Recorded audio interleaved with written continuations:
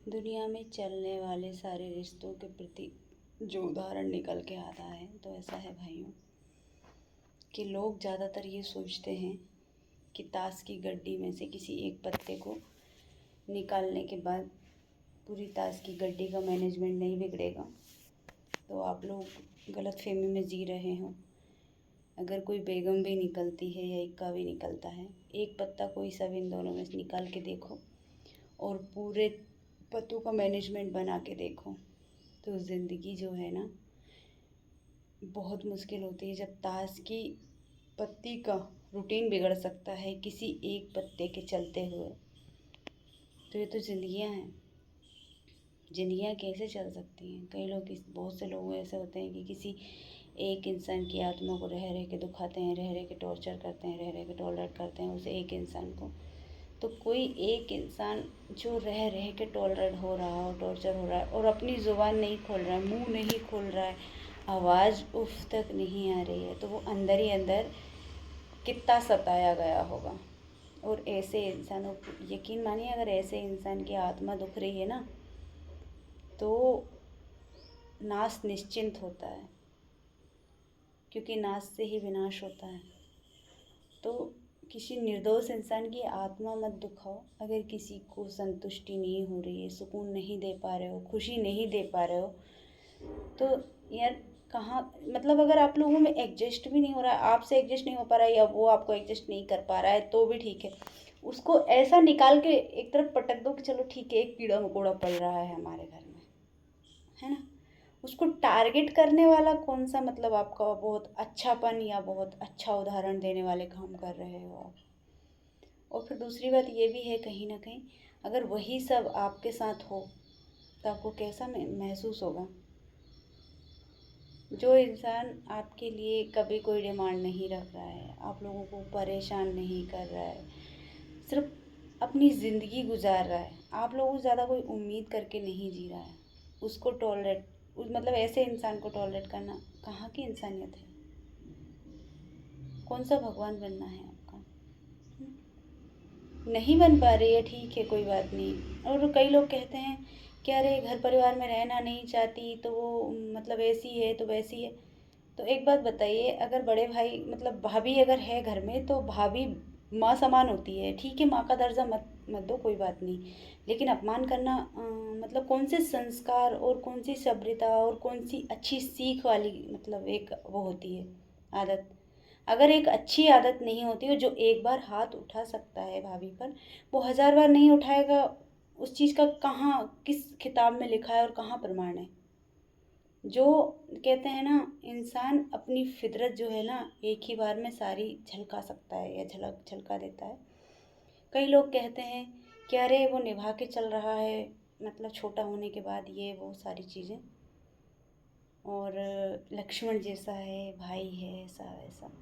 तो उन लोगों से भी, सब लोगों से मैं ये कहना चाहूँगी कि जहाँ भाई कमाता है ना, छोटा भाई लक्ष्मण जैसा, वहाँ 4 दिन सुनकर देखे, 4 साल सुन, 4 महीने सुनकर देखे, 4 साल की तो बहुत दूर की बात है।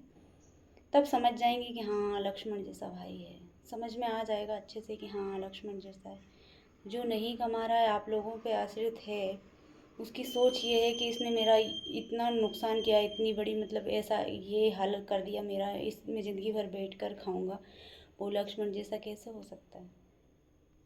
समझने वाली बात यहाँ है कि लक्ष्मण जैसा भाई ऐसे कैसे। अरे लक्ष्मण ने तो राम के लिए सी मतलब राम के लिए अपनी औरत छोड़कर वनवास भोग लिया था 14 वर्ष का। जो भाई औरत के लिए आपको छोड़ जाए वो लक्ष्मण नहीं हो सकता, बिल्कुल नहीं। जो भाभी को मार सकता है वो लक्ष्मण नहीं हो सकता। जिंदगी में शब्द या उदाहरण ऐसे दो जो हाँ सुनने में भी अच्छे लगें कि हाँ इस शब्द पर काफ़ी प्रतिभाशाली मतलब प्रेरणा है या व्यक्ति खरा उतरा है इन कर्मों पर, तो अलग बात है। जिस शब्द में ए नहीं आता हो ना, उसका उदाहरण मत दो, क्योंकि अगर किसी मजबूरी में या एक इंसान ने कमाया हो घर में और 6 का खर्च चलाया हो, तो एक इंसान कितना टेकेगा। उसके अलावा अगर भी सोचा जाए कि चलो ठीक है, तो एक बात बताइए आप मुझे कि मतलब चलो ठीक है, अगर इंसान के पास आया है तो सह लेगा या कुछ भी, इतने पे अगर उसका बुरा वक्त आ जाए, अच्छे वक्त में आप लोगों ने जी हजूरी करी, बुरा वक्त आ गया, अगर कोई चीज़ ख़त्म भी हो जाती है तो उसका पूरा दोष उस पर क्यों मढ़ रहे हो आप लोग। ये भी तो ज़रा सोच के चलो कि नहीं यार, को अगर एक 36 साल को पत्नी के साथ जो भाई अवेयर रहा है वो बुरा कैसे हो सकता है। वो बुरा नहीं है, सिर्फ ये है कि आप लोग बोल रहे हो क्योंकि उसका वक्त बुरा है। जिसके मुंह में जो आता है वो बोल के चला जाता है उस इंसान से, वो सह रहा है क्योंकि उसका वक्त बुरा है। ऐसा नहीं है, अगर उसने अच्छे कर्म किए होंगे तो उसका वक्त भी सुधर जाएगा, लेकिन आपके शब्द कभी नहीं बदलेंगे। वो जो हैं इस बीते वक्त में वो हमेशा रहेंगे, और उसकी अकेले की गलती नहीं है। जब किसी इतने इतने बड़े मतलब एक बाप जो रहता है उसकी जिम्मेदारी बेटे के प्रति तब तक रहती है जब तक कि वो कमाने योग्य ना रहे। जब तक बाप ये कहेगा, क्योंकि बाप अगर बच्चे को पैदा करता है ना तो सहारे के लिए करता है, ना कि मतलब इस कंडीशन में कि वो औरत के साथ बैठकर खाए और बाप हमेशा अपने बुढ़ापे में बच्चे का खर्च चलाए। कहाँ से आती है इतनी पिछड़ी सोच आप लोगों की। अगर किसी गलत इंसान को गलत नहीं कह सकते हो ना, तो सही इंसान को रह रह के टॉर्चर और टॉलरेट मत करो, क्योंकि गलत गलत ही कहलाएगा। आप एक लोगों के सही कहने से वो सही नहीं हो जाएगा, क्योंकि 50 लोग देखने वाले उसको गलत ही कहेंगे। सही नहीं कह सकते आपके एक के सही कहने से। मुझे किसी के गलत और सही कहने से शिकायत भी नहीं है, लेकिन उस एक इंसान की ओर भी देखो जिसकी हालत ऐसी हो गई है, रात दिन बाहर वालों की टेंशन, घर में चुर्रा रहा है, बाहर मतलब लोगों के जिसके मुंह में जो आ रहा है वो कह रहा है, इतने पे भी घर वाले टॉर्चर कर रहे हैं यार, इतने पे भी घर की चलाने की टेंशन। उसकी हालत देखो क्या हो रही है, कैसा पड़ गया वो, क्या था और क्या हो गया। कोई वो शौक से इस कंडीशन में नहीं जी रहा है। उसने ऐसा नहीं कि अपने लिए प्रॉपर्टी बना ली, अपने लिए जायदाद बचा ली, अपने हिस्से की बचा ली और औरों की बेच दी, तो ये नहीं किया। तो आप लोग थोड़ा सा, अगर कोई अच्छी बात मतलब अच्छी को अच्छा नहीं कह सकते हो ना तो बुरा मत कहिए।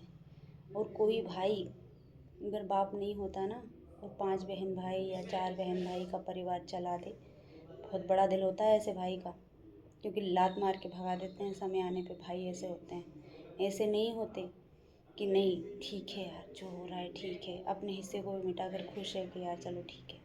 आप लोग कह रहे हो आपकी हाँ में हाँ कर रहा है, अपनी तरफ से कोई ऑप्शंस नहीं क्रिएट कर रहा है। ऐसा नहीं है कि उसने अपनी अपनी ज़िंदगी बना ली, अपने लिए काफ़ी कुछ जुटा लिया। अभी तो भगवान की देन से बहुत कुछ हो जाएगा, हो गया, ऐसी कोई बात नहीं, लेकिन पहले भी आपने उसकी आत्मा दुखाई थी, उसका घर परिवार तोड़ा था। ये नहीं है भले वो ना में ना और हाँ में हाँ कहें, लेकिन सच्चाई नहीं बदल सकते हो आप अपने शब्दों से। आग बाहर वाले लगाएं तो ठीक है, लेकिन आप सरासर उसकी घरवाली को बिरनी रंडी छिनाल का एक आश्वासन, एक शब्द लगाओगे बिना वजह, जिसका कोई सर्टिफिकेट ही नहीं था आपके पास फैमिली लाइफ में, वो शब्द आप जोड़ोगे, रात दिन बुराइयां करोगे, तो बाहर वालों से फ़र्क नहीं पड़ता। घर में अगर रात दिन टॉलरेट होती है ना एक बहू, तो किसी भी आदमी का दिमाग ख़राब होता है ना। तो अच्छाइयाँ मत करो, कोई दिक्कत नहीं है। अगर उसके नसीब में होगा बहू के तो वो जैसे तैसे राज कर ही लेगी एक दिन, लेकिन अपनी छवि इतनी बुरी मत बनाओ कि आप कभी उस बहू में जाकर बैठने में भी शर्मिंदा हो। ज़िंदगी बहुत बड़ी होती है, कान भरने का मौका भी हर किसी, मेरे घर में भी तो भाई हैं, ऐसा नहीं है, लेकिन अगर उसकी औरत से मेरी बनेगी नहीं ना तो उसके अपोजिट बोलकर कभी उसका घर नहीं तोड़वाऊँगी। और मेरी माँ को भी ऐसा नहीं करने दूँगी, क्योंकि भले ही मेरी माँ समझदार है, उसे ज़िंदगी का एक्सपीरियंस है, लेकिन जहाँ गलत रहेगी मेरी माँ, वहाँ मुझे गलत कहने का हक होगा मेरी माँ को। ना कि ऐसा कि मेरी माँ के लिए मेरे मतलब मेरी भाभी की मायके वालों को कॉल करूँगी, 50 बात सुनाऊँगी, तो ऐसा नहीं होगा मेरे लिए। और ना ये मेरे लिए आसान होगा, ना मैं ये करूँगी, क्योंकि ना ये मेरे संस्कार कभी गवाही देते हैं इस वर्ड के लिए। तो बुरा हमेशा मतलब उसके नज़रिए से ना सोचकर आप किसी एक इंसान को इतना बुरा मत कहो। अच्छा नहीं कह सकते हो तो, क्योंकि आपने उसकी लाइफ में क्या चल रहा है, क्यों चल रहा है, कैसे चल रहा है, ये सब नहीं देखा ना। ये नहीं देखा तो अपनी ज़िंदगी सुकून से जियो। किसी की ज़िंदगी में इतनी टिप्पणियाँ मत करो कि आप हमेशा ही गलत साबित हो। Thank you.